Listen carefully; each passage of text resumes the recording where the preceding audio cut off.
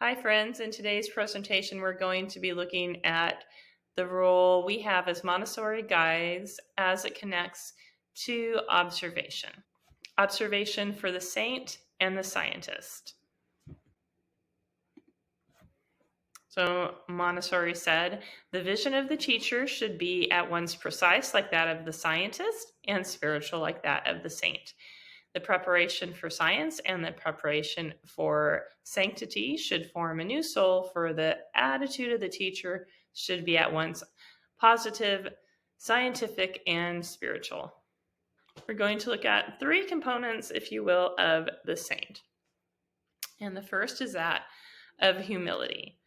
Through observation, it is very tangibly revealed to us that the children can operate as if the teacher does not exist. When we take the time to step back and observe the child, we see that the powers within the child, like the absorbent mind and the inner teacher and that horme, do allow the child to learn and engage with the environment independently of us. And we can see in our environments how the child does this without us needing to intervene.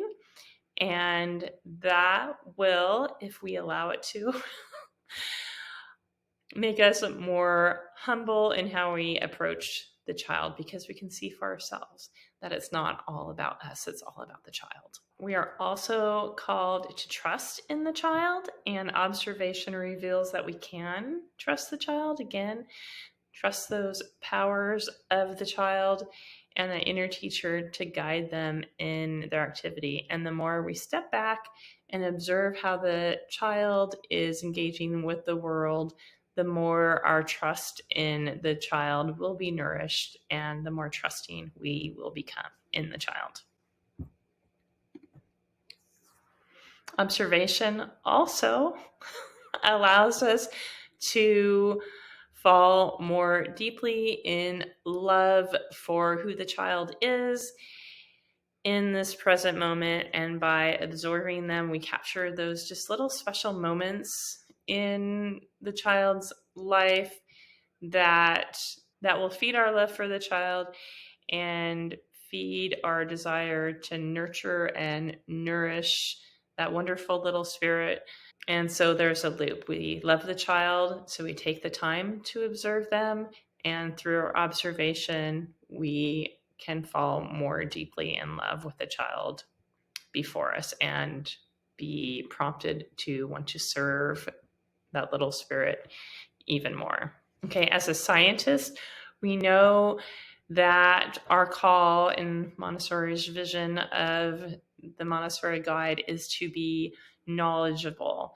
And so that starts with abstract knowledge, what we study in child development, but it becomes more concrete when we take the time to observe, and what was once theoretical becomes more concrete as we see that child developing before us, as we see how interacting with the materials, interacting with each other connects to what was once abstract when we were just reading about it or learning about it. And also, observation allows us to be a scientist, because through observing the children and how they're interacting with each other and interacting with the environment and interacting with adults, we can first develop hypothesis. Oh, I'm curious about this. I wonder what will happen if I change the environment, change behavior of the adults, what will happen?